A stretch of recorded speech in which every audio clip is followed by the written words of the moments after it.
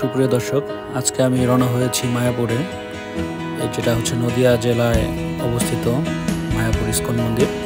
তো আমি প্রথমে হচ্ছে এই ইজি বাইকে করে রওনা হয়েছি বনগাঁ রেল স্টেশনে। ওখান থেকে আমরা ট্রেনে করে কৃষ্ণনগর যাব। কৃষ্ণনগর থেকে তারপরে বাই রোড আমরা যাব হচ্ছে মায়াপুর।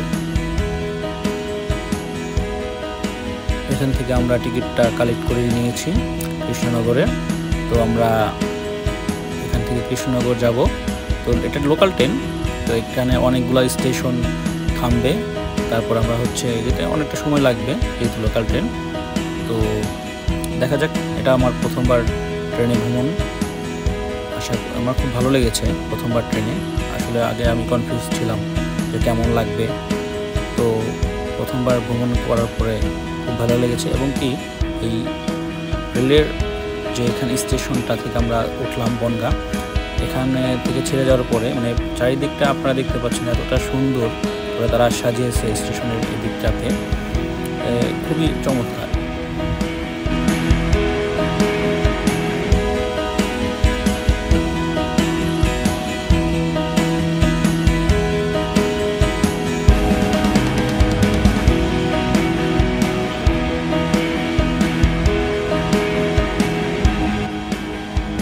বনগাঁ থেকে আমি অনেকটা দূরে চলে এসেছি। তো চলে আসার পরে এই দিকটাতে হচ্ছে আপনার পুরো একদম গ্রামের মতো, যে গ্রামে যে চাষের জমিগুলো থাকে এখানে সেরকমই চাষের জমিগুলো। এখানে অনেকে আপনার অনেক ধরনের সবজি টবজি চাষ করে এবং কি ধান চাষ করছে। আর একটা বিষয় হচ্ছে আমি এখানে দেখেছি, তো অনেক পরিমাণে ফুল চাষ করা হয় এখানকার জমিতে। আপনার রজনীগন্ধা, গোলাপ এবং কি আপনার গাঁদা ফুল, এটা সবসময় চাষ করা হয় আমার যতটুকু আমি ধারণা পেয়েছি এখানে ঘুরে। আর পরিবেশটা আসলে সুন্দর, অনেক উপভোগ করার মতো। আমি আসলে অনেক উপভোগ করেছি পরিবেশটা। তো আপনারা যদি কখনো যান, আপনারা চেষ্টা করবেন একটু জানলার পাশে বসার জন্য, যাতে আপনারা পরিবেশটা উপভোগ করতে পারেন। আমি যখন গিয়েছিলাম রোদ ছিল না, একটু মেঘলা মেঘলা ছিল, এমনকি বাতাসটাও খুব ঠান্ডা ছিল। আমার খুব ভালো লেগেছে।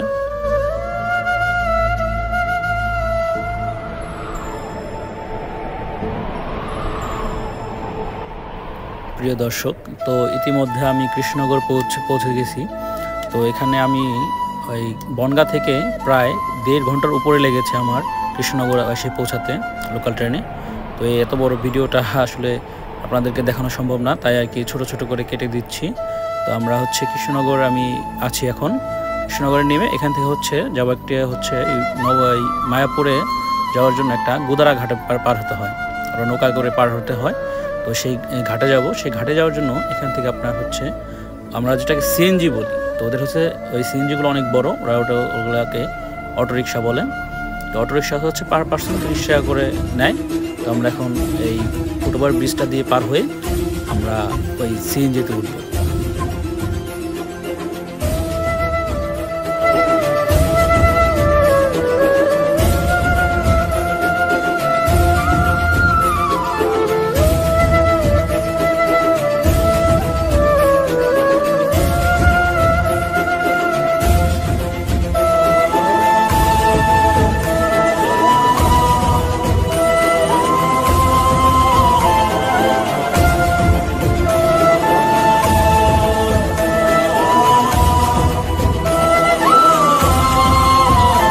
প্রিয় দর্শক, আপনারা দেখতে পাচ্ছেন আমরা ইতিমধ্যে সিএনজিতে রওনা হয়েছি। তো সিএনজিতে ওদের সিস্টেমটা হচ্ছে ড্রাইভারের পাশে একজন, তার পিছনে ড্রাইভারের পিছনে থাকবে হচ্ছে 3 জন, তার পেছনে আবার আপনার 4 জন বসতে হবে, দুই পাশে 2 জন 2 জন করে। তা 8 জন করে ওরা হচ্ছে নিয়ে যায় এই সিএনজিতে করে। তো সিএনজিতে যাওয়ার সময় রাস্তাটা আসলে অনেক সুন্দর ছিল, বড় বড় গাছগুলো ছিল, এমনকি এখানে একটা মনোমুগ্ধকর একটা আবহাওয়া ছিল, আপনারা দেখতেই পাচ্ছেন। তো প্রিয় দর্শক, আমরা ইতিমধ্যে সিএনজি থেকে নেমেছি। তো নেমে একটা গলির মতো এখান থেকে হেঁটে আপনার হচ্ছে এই গোদারাঘাটে যেতে হবে। তো অনেকগুলো মানুষ তারা যাচ্ছে, তাদেরকে ফলো করে আমিও যাচ্ছি।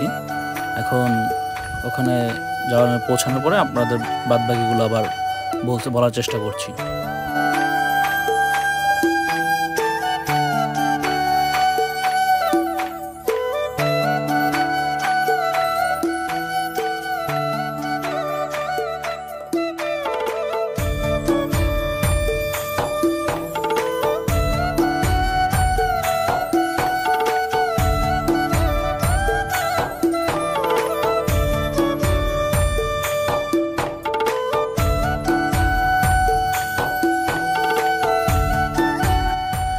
প্রিয় দর্শক, আমরা গুদারাঘাটের যে ticket counter, Nabadwip ticket counter, সেই নবদ্বীপের টিকিট কাউন্টারে আমরা এসেছি। এখানে আমার ভাতিজা আমার জন্য এবং তার জন্য টিকিট নিচ্ছে। টিকিটের মূল্য হচ্ছে 3 টাকা করে।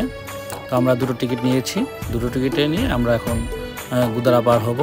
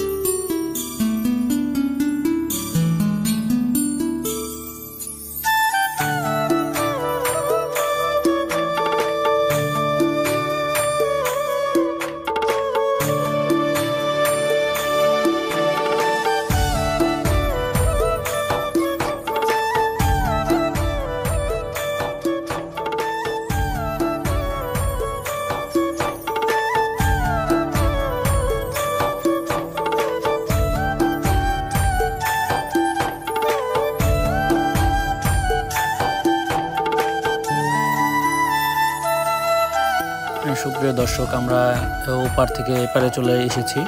তো মোটামুটি 2 থেকে 3 মিনিট লেগেছে এপারে আসার জন্য। তো আমরা এখানে এপারে এসেছি। এপারে হচ্ছে আপনার টিকিটটা জমা দিয়ে তারপর হচ্ছে দিতে হবে। একজন দাঁড়িয়ে থাকবে টিকিট কালেক্ট করার জন্য, যে সবার কাছে ঠিকমতো টিকিট আছে কিনা। আসলে আবহাওয়া যদি ঠিক থাকে, আপনার ভ্রমণ করে কিন্তু মজাটা অন্যরকম। আপনাদেরকে ইতিমধ্যে পূর্বে আমি বলেছি যে আবহাওয়াটা অনেক বড় একটা ফ্যাক্ট। তো আবহাওয়াটা ঠিক ছিল। আবহাওয়াটা ঠিক থাকার কারণে আসলে যে জার্নিটা করেছি বা জার্নিটা হচ্ছে, আসলে এগুলো খুব একটা টের পাওয়া যায়নি। তো আমার মতো অনেক মানুষগুলো এখানে যাচ্ছে। তো আমরা হচ্ছে ইতিমধ্যে এই পারে চলে এসেছি। এখনও অনেকটা পথ বাকি আছে মায়াপুর ইস্কন মন্দিরে যাওয়ার জন্য। আপনারা দেখতে পাচ্ছেন একজন টিকিট কালেক্ট করছে যে সবার কাছে টিকিটটা আছে কিনা। তো আমরা ইতিমধ্যে আমাদের টিকিটটাও দিয়ে দিয়েছি। এখন হচ্ছে আমরা মেইন যে এই মায়াপুরের যে যাওয়ার জন্য যে মেন এই স্থানটা, এখান থেকে আপনার ওই টোটো যেটা আমরা কি অটোরিকশা বলি, এখান থেকে অটোরিকশাগুলো যায় এবং কি অন্যান্য যানবাহনগুলো যায়। তো এখানে অনেক মানুষজনের ভিড় থাকে সবসময়ই, প্রত্যেকটা দিনই, পুরো বছর। এখানে আশেপাশে অনেক রকমের আপনার খাবারের দোকান আছে, এমনকি অনেক সামগ্রীর দোকান আছে। আপনারা এখান থেকে অনেক রকম কিছু কিনতে পারেন। জুয়েলার্সের দোকানগুলো আছে, বা অনেকে তুলসীর মালা কিনে, বা অনেক রকমের জিনিস আছে এখানে। প্রত্যেকটা স্থাপনায় আপনার দেখার মতো, মানে আপনার দেখে মনে হবে যে হ্যাঁ, আপনি মূলত একটা ধর্মীয় একটা স্থানে এসেছেন। মানে প্রত্যেকটা জায়গায় হচ্ছে এখানে ছোট ছোট মন্দিরগুলো আছে এই আপনার মেন মন্দিরে যাওয়ার আগে মায়াপুরে। তো আমরা চেষ্টা করেছি আপনাদের এই ভিডিওর মাধ্যমে আপনাদের অনেক কিছু দেখানোর জন্য, বা অনেক কিছু দেখাতে পারছি না সময়ের স্বল্পতার কারণে, কারণ ভিডিওটা অনেক লং হয়ে যাবে। এখানে আপনারা দেখতে পাচ্ছেন ডান পাশে অনেক অটোরিকশা বা ইজি বাইক যেগুলো আমরা বলি, ওগুলো আছে। তো এখান থেকে আপনার হচ্ছে 10 টাকা করে মায়াপুর ইস্কন মন্দিরের সামনে পার পারসন নিয়ে যায় এরা। আর একটা বিষয় আমি খেয়াল করেছি, এখানে এই ধর্মীয় স্থানের আশেপাশ দিয়ে অন্য ধর্মের লোকজনরা আমি এখানে বেশি দেখতে পেয়েছি। এখানে একটা হিন্দু ধর্মেরও জায়গা বলে যে শুধুমাত্র হিন্দু ধর্মের লোকেরা থাকবে বা আছে তা কিন্তু না। এখানে অন্যান্য ধর্মের লোকগুলোও তারা এখানে কাজ করছে, এমনকি তারা অনেক কিছু জানে এই মন্দির সম্পর্কে বা এই স্থান সম্পর্কে। তাদের অনেকের জন্ম এখানে, বাপদাদা বা তাদের জন্ম এখানেই, অন্যান্য ধর্মের লোকেরও। এটা আমি আর কি অনেক জায়গায় খেয়াল করেছি।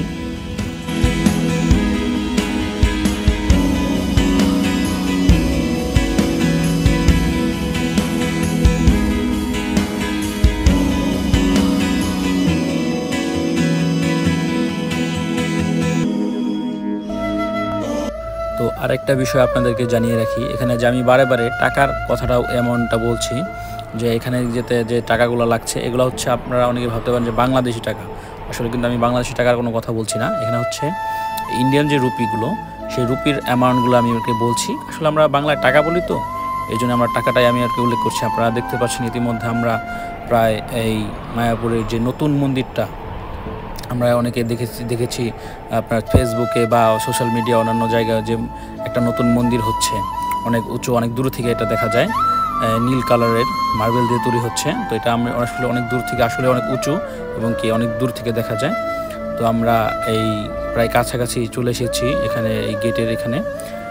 তো আসলে কি বলবো, মানে মনোমুগ্ধকর একটা আবহাওয়া। তার মধ্যে হচ্ছে যে আমি যেখানে যাচ্ছি এই জায়গাটাও আসলে একটা ধর্মীয় স্থান, একটা মনের ভিতরে অটোমেটিকলি আপনার পবিত্রতা কাজ করে এসব জায়গায় আসলে গেলে বা এইসব জায়গার নাম শুনলে।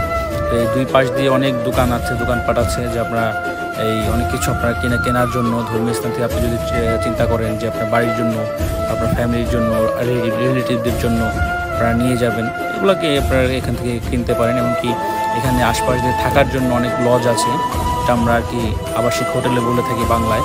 তো এখানে আপনারা যদি ফ্যামিলি নিয়ে আসেন বা আপনাদের থাকা যদি এখানে কোনো রিলেটিভ না থাকে বা যদি রাত হয়ে যায়, তো আপনারা যদি চান এখানে আপনার রুমও ভাড়া নিতে পারবেন পার নাইট হিসেবে বা ঘন্টা হিসেবে। তো আসলে আমরা তো আসলে বেশিক্ষণ থাকিনি বা থাকার কোনো প্ল্যান ছিল না, তো আমরা আসলে ওদিকে যাইনি। তো আপনারা দেখতে পাচ্ছেন যে ইতিমধ্যে আমরা একদম যে গেট, সেই গেটের কাছে চলে এসেছি। তো আমরা এখান থেকে নামবো এখন। এই ছিল আমার মায়াপুরের প্রথম পর্বের ব্লগ। তো সবাইকে ধন্যবাদ আমার সম্পূর্ণ ভিডিওটি দেখার জন্য, এবং সবাইকে অনুরোধ করব এই দ্বিতীয় পর্বের ব্লগটি দেখার জন্য। এর জন্য আপনারা আমার এই চ্যানেলটি লাইক, কমেন্ট, শেয়ার অ্যান্ড অবশ্যই সাবস্ক্রাইব করে রাখবেন, যাতে আপনাদেরকে নতুন নতুন ব্লগ বা নতুন নতুন ভিডিও আমি উপভোগ করাতে পারি। সবাইকে ধন্যবাদ।